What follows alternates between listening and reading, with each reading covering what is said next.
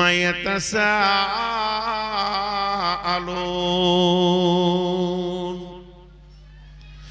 নবী, তোমাকে কোন জিনিসের উপরে প্রশ্ন করা হচ্ছে বলো।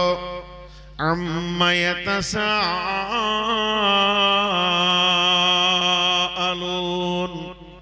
কি ব্যাপারে ওরা প্রশ্ন করে? আনিন নাবাইল আযীম, বিরাট বড় খবরের ব্যাপারে তোমাকে প্রশ্ন করে। আল্লাযী হুম ফীহি মুখতালিফুন, এ ব্যাপারটা নিয়ে তোমার ভিতরে কনফিউশন সৃষ্টি করে, উলঝন পয়দা করে, দোদুল্য করে দিতে চায় তোমার মনকে। বলে দাও কাল্লা সায়ালামুন সুম্মা কাল্লা সায়ালামুন। কোন ব্যাপারে তারা তোমাকে প্রশ্ন করে? বড় খবর, কিয়ামতটা বড় খবর। কেন? একটু বুঝবেন মন দিয়ে। কিয়ামতকে সব থেকে বড় খবর বলা হয়েছে কেন? ও আমার মা বোনেরা, বাপ ভাইরা, একটু বুঝবেন। কিয়ামতকে বড় খবর বলার উদ্দেশ্যটা কেন? এর থেকে বড় খবর আর নাই। দেখেন, একটা রেল যদি অ্যাক্সিডেন্ট হয় শামসিতে, আল্লাহ মাফ করুক, এ খারাপ কাজ যেন না হয়। একটা রেল যদি অ্যাক্সিডেন্ট হয়, 2000 লোক পেরেশানিতে পড়ে যাবে, 20,000 লোক দৌড়ে আসবে, ওদেরকে উদ্ধার করব। চল চল, ওদেরকে উদ্ধার করব, চল। ওরা কে কি অবস্থায় আছে ওদেরকে উঠাতে হবে। একটা বাস যদি অ্যাক্সিডেন্ট হয়, 500 লোক বিপদে পড়বে, তো 5000 লোক দৌড়ে যাবে, ওদেরকে উদ্ধার করব। চল, ওদেরকে কি করে উঠানো যায়, আহত নিহতদের ব্যবস্থা নিয়ে যায়। কিন্তু যেদিন কিয়ামত হবে, পৃথিবীতে যত মানুষ এসেছিল, পৃথিবীতে যত মানুষ আছে, এরপরে যতজন আসবে, সবগুলো একসঙ্গে থাকবে। এখন তো দুনিয়াতে একসঙ্গে নাই, 850 কোটি মানুষ। যদি পূর্বের গুলো ধরা হয়, কত হাজার কোটি হবে জানা নাই। এই রকম আবার পরবর্তী আসবে, সবগুলোকে এক জায়গায় জমা করবে। সবাই বিপদের মধ্যে থাকবে, কেউ কারো সেই দিন কোন রকম উদ্ধার যাবে না। লা তামলিকু নাফসুন লিনাফসিন শাইআ ওয়াল আমরু ইয়াউমাইযিন লিল্লাহ।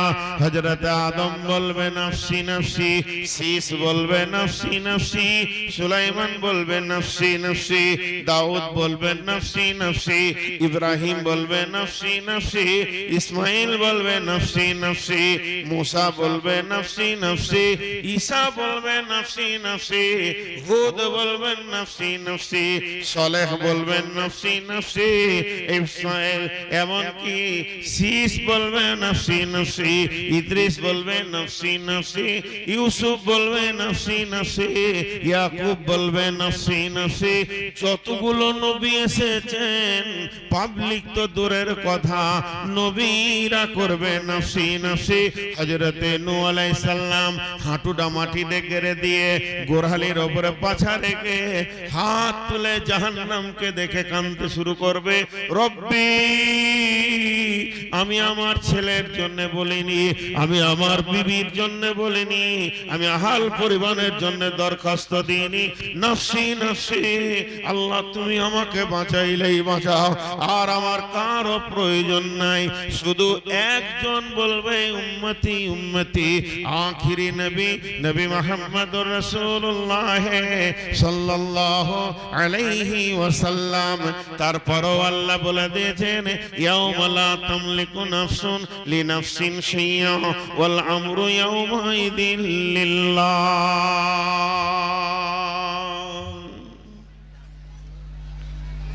আমাদের স্বাভাবিক দেশালি একটা কথা আছে, দেশালি কথা।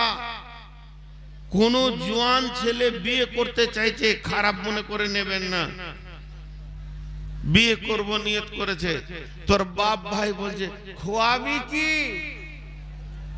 তো ইনকাম নাই, বাড়িতে সারাদিন শুতে থাকছিস, আমি এই বুড়া হাড়ে তোর বাপ খেটে এনে তোদের পেট ভরাচ্ছি, তোর বয়স হয়ে গেল 20-22, এখনো পর্যন্ত তোর হাতে 10 টাকা ইনকাম জানি না, তুই খোয়াবি কি? বিয়ে করবি বলছিস, এটা আমি উদাহরণ দিলাম। ঠিক ওই রকম কিয়ামতের এত প্রশ্ন করছিস, কিয়ামতের এত তোর জানার শখ হয়েছে, ইনকাম কি করেছিস কিয়ামতের জন্য, কি রেডি হয়েছিস, কতটা যে কিয়ামতের ব্যাপারে এত জিজ্ঞেস করবি। আল্লাহ লম্বা কথা বলতে শুরু করে দিয়েছেন, কথাগুলো একটু ধ্যান দেন, গোছাতে দেন। বিসমিল্লাহির রহমানির রহিম।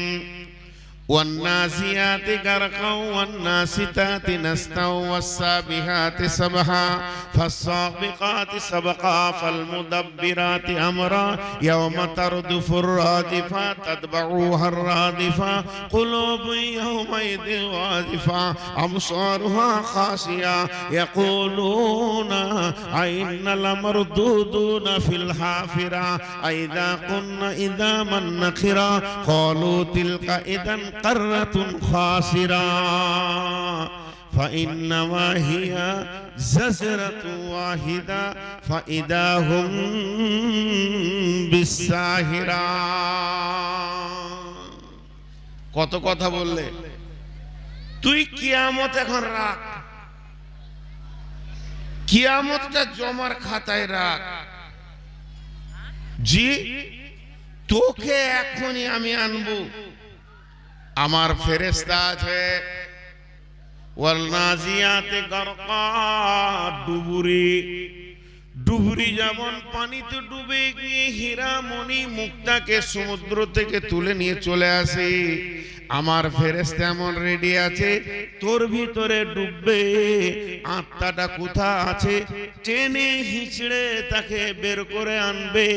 তুই তোর আত্মাকে দেহে রাখতে পারবি না। তুই কত বড় মাস্তান, তুই কত বড় হিরো। শুনেলে আমার মামার হুকুম শোনা ফেরেশতাগুলো যখন তোর কাছে যাবে, আমি খালি বলবো নূর মোহাম্মদকে আন, সারা পৃথিবী তোর জন্য সংকীর্ণ হয়ে যাবে, পা রাখার জায়গা পাবি না, শুধু দেহের ভিতরে আত্মা লুকানোর চেষ্টা করবে। কিন্তু আমার ট্রেনিং প্রাপ্ত ওই ফেরেশতা যখন যাবে, এমন করে ধরবে, টেনে হাঁচড়ে তোকে বার করবে। ইসরায়েলি ঘটনা, এই ঘটনাগুলো সহি জয়ীফ আছে। একটা ঘটনা বলছি, অনেক লোক কওমে মুসা, মুসার কোম্পানি ইসরায়েলের লোক মুসাকে বললেন, নবী মুসা, মানুষের জান কেমন করে কবজ হয় একটিবার যদি দেখাতেন।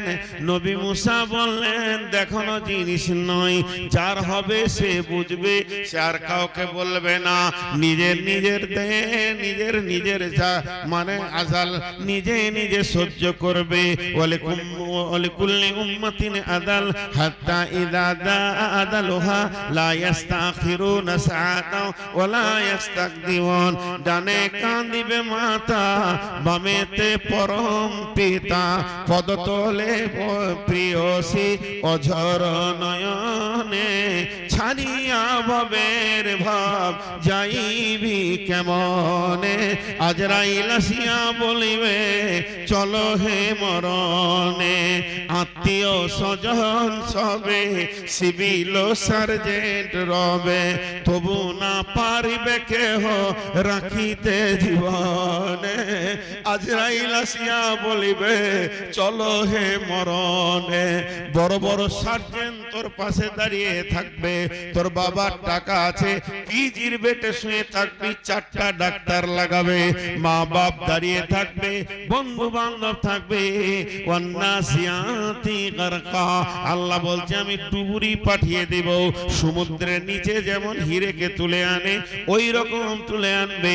নবী মুসা বললে, বন্ধু আমি তোমাদেরকে বুঝাতে পারবো না আত্মা কেমন ভাবে দেহ থেকে বের হবে, তবে একটু ইশারা দি। একটা চাদরকে, বোড় গাছ ছিল ছোট ছোট, ওই বোড় গাছের উপরে বিছিয়ে দিলেন, হালকা করে নেড়ে দিলেন, চাদরটা একটু বসে গেল, কাঁটাগুলো ধরে নিয়েছে।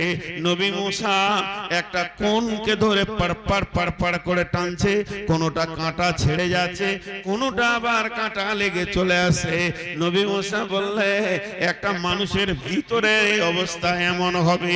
হযরতে আমর বিন নাস বলেছিলেন, বেটারে এখনো তো মওতের দরজায় পৌঁছায়নি, মওতের রাস্তায় হাঁটছি, যে জিনিসগুলো দেখতে পেয়েছি শুনে নাও। একটা জীবিত পাখিকে গরম তেলে ছেড়ে দিলে যে অবস্থা হয়, ওই অবস্থা আমার হচ্ছে। জীবিত চামড়াকে খালালে যে অবস্থা হয়, ওই অবস্থা আমার হচ্ছে। হে বেটা, তোমার আল্লাহ, তোমার বাপের আল্লাহ এতদিন তোমার বাপকে নাক দিয়ে শ্বাস দেওয়ার ব্যবস্থা করেছিল, এখন তোমার বাপের আল্লাহ তোমার বাপকে ছুঁচের ছিদ্র দিয়ে নিঃশ্বাসের ব্যবস্থা করে দিয়েছে। এই হালাত চলছে বন্ধুরা আমার, এর নাম হচ্ছে ওয়ান্নাসিয়াতি গারকা। আল্লাহ বলছে কিয়ামত তো দূরের কথা, যদি আজরাইল পাঠায় তোর কিয়ামত এখনই শুরু হয়ে যাবে। ওয়ান্নাসিতাতি নাস্তা, পরে পরেই বলে দিলেন মুমিনরা যদি ভয়ে খেয়ে যায়, এই জন্য আল্লাহ দ্বিতীয় নম্বরে বলে দিলেন ওয়ান্নাসিতাতি নাস্তা। আমার এমন ট্রেনিং প্রাপ্ত ফেরেশতা আসবে, আদরের সঙ্গে একটা বাচ্চাকে কোলে তুলে নিয়ে যেমন আদর করে, ওই রকম আদর করে আমার মুমিনকে আনবে। মুমিনকে যখন শোনানো হবে ইয়া আইয়ুহান নাফসুল মুতমাইন্না, হে নেককার মুমিন বান্দা, ও আত্মা, তুমি নামাজ পড়েছো, রোজা রেখেছো, হজ করেছো, যাকাত দিয়েছো, দান খয়রাত করেছো, পাপের জগতে তুমি পা বাড়াওনি, তোমার দ্বারা মদ জুয়া তাস কিছু হয়নি, তুমি দাড়ি মারনি, সুদ করো, তোমার উপরে তোমার আল্লাহ রাজি আছে, তুমি ফিরে চলো আল্লাহর দিকে। ইরজিই ইলা রাব্বিকি রাদিয়াতাম মারদিয়া ফাদখুলি ফি ইবাদি ওয়াদখুলি জান্নাতি। ওই আত্মা মওতের কষ্ট বুঝবে না। মাসুম শিশু যেমন ঘুমিয়ে যায়, ওই রকম ঘুমিয়ে যাবে। আল্লাহ তাবারাক ওয়া তাআলা বললেন ওয়ান্নাসিয়াতি গারকা ওয়ান্নাসিতাতি নাস্তা ওয়াসসাবিহাতি সাবহা। এই ওখানে পাঠানো হবে একদম দ্রুতগামী ফেরেশতাদেরকে, ওয়াসসাবিকাতি সাবকা, যারা দ্রুত গতিতে আমার কাছে মাল এনে দেবে, ফাসসাবিকাতি সাবকা ফালমুদাব্বিরাতি আমরা। ওই ফেরেশতাগুলো এমন আমার হুকুমকে তারা বহন করে, তারা কিছুই বুঝে না। কে কাঁদলো, কে দুঃখ পেল, এটা তাদের বিষয় নয়, আল্লাহর হুকুমকে বহন করে। ইয়াউমা তারদুফুর রাজিফা, তারা সুর ফুঁকবে, বিশ্ব ভূমণ্ডলকে ভাঙবে।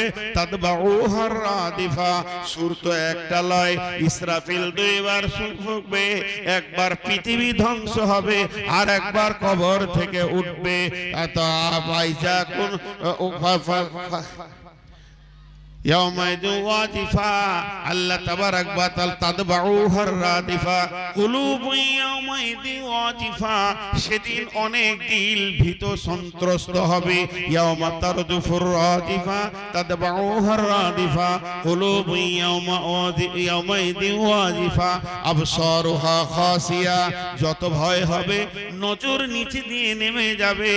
ইয়াকুলুনা আইন্নামা লা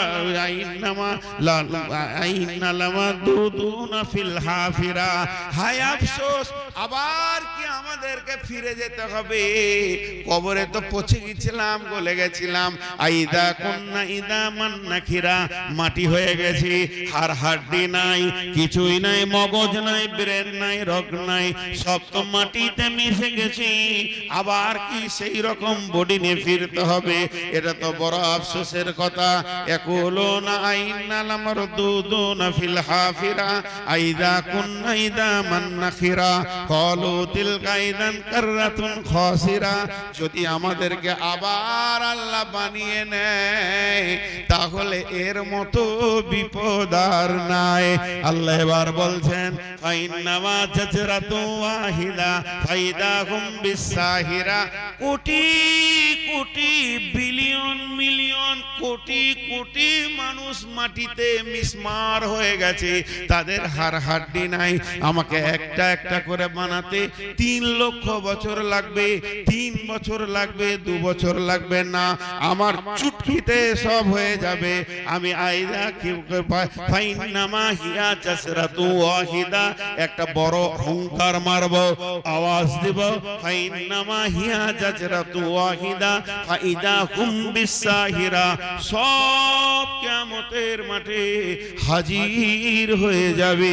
ওয়াইদাল কুবুর বুসিরাত, তখন কবরের ভিতরে একটা পাগল বাচ্চা নাবালক কেউ শুয়ে থাকবে না, হাসরের ময়দানে হাজির হবে। এর নাম কিয়ামত।